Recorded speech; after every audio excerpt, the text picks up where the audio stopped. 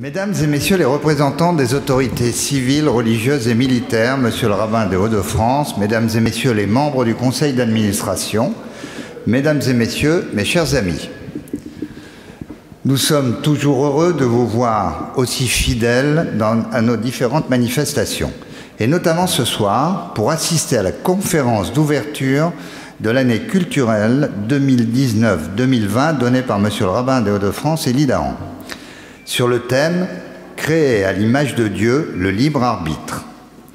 Les philosophes ont longtemps débattu sur la question de l'existence du libre arbitre, depuis Socrate à Platon jusqu'à Spinoza et Kant. Cette question est déterminante pour l'homme. S'il est maître de ses choix ou s'il en est esclave, n'implique pas les mêmes conséquences. La Torah nous enseigne qu'avant notre venue sur terre, notre avenir entier est prédéterminé. Nos caractéristiques physiques et intellectuelles, notre environnement familial et social, jusqu'à nos conditions de choix. En quoi consiste alors notre libre arbitre? Dieu, à travers l'âme et tous les êtres, et en tous les êtres, il soutient la vie de chacun. Il est à la fois la connaissance, le connaisseur et le connu, selon les termes de Maïmonide. De ce fait, peut-on affirmer que l'homme possède un libre arbitre? Sommes-nous réellement maîtres de nos choix? Le libre arbitre est un principe fondamental, le pilier de la Torah et des commandements, comme il est dit. Voici, j'ai placé devant toi en ce jour la vie et le bien, la mort et le mal. Et il est dit, voyez, je place devant vous en ce jour-là la bénédiction et la malédiction. Cela signifie que nous avons libre choix. L'homme peut faire tout ce qu'il veut, bien ou mal. Maïmonide, Yechlot Teshuvah, début du chapitre 5. Le libre arbitre est donc une notion fondamentale de notre tradition. Sans lui, la bonne action et sa récompense, la faute et sa punition sont dépourvues de sens.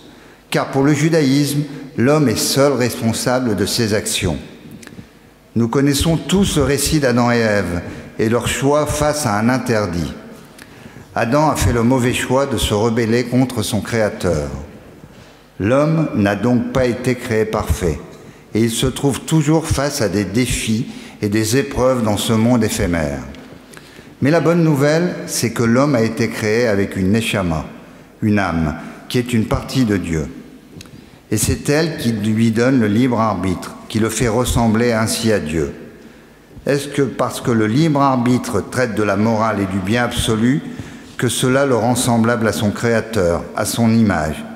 Autant de questions auxquelles le rabbin Élie Dahan tentera de répondre avec pertinence et avec son humour légendaire. Mais avant de lui donner la parole, il est important de vous informer que suite au lancement des travaux de la synagogue, les prochaines conférences auront lieu dans le centre communautaire qui est annexé à la synagogue. Merci.